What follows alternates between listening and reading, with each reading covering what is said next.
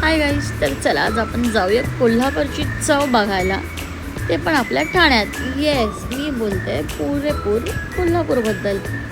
गर्दी बघा तिथे, ओ हो काय थाली आहे, एक नंबर राव. तो तर्री बघा फक्त. इथे होतं आहे प्रॉन्स फ्राय, दिसायला छान आहे ना. हा मेन्यू कार्ड चेक करून जावा, म्हणजे तुम्हाला तिकडे जास्त वेट नाही करावा लागेल. ओके, आता आली आहे आपली थाली इकडे. हा होता मटन फ्राय आणि हा मसाला, मटन मसाला थाली. ओ गॉड, हा रस्सा, तांबडा पांढरा रस्सा. मी आता व्हिडिओ व्हॉइस ओव्हर करते ना, तरी माझ्या तोंडात पाणी येतं. मटण बघा राव, काय शिजलं आहे. माझा हस्बंड पण तोडून, आहा काय मटण आहे साहेब. एक गोष्ट मला आवडली ना त्यांची, ती चपाती बघा, काय चपाती होती राव, एक नंबर. मला ना भाकरीपेक्षा जास्त त्यांची चपाती आवडली, खरं सांगते.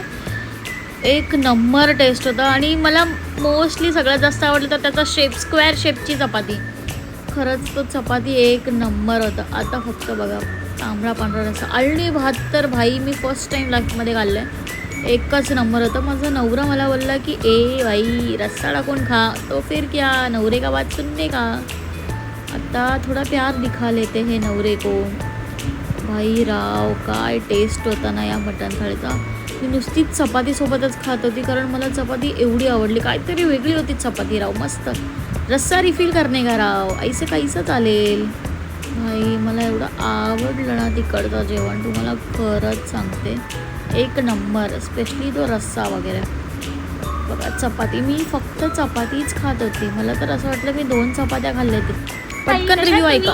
मस्त. कसं वाटलं तुम्हाला इकडचं जेवण? काय ऑर्डर केलं? खूप छान होतं. आम्ही मटन धनगर थाळी खाल्ली आणि मटन मसाला थाळी आणि कोलंबी फ्राय आणि बोंबील फ्राय वगैरे ते घेतलं होतं. खूपच छान होतं चव सगळं, आवडली तुम्हाला इकडचं? खूप मस्त. अजून काय सांगायचं असेल तर?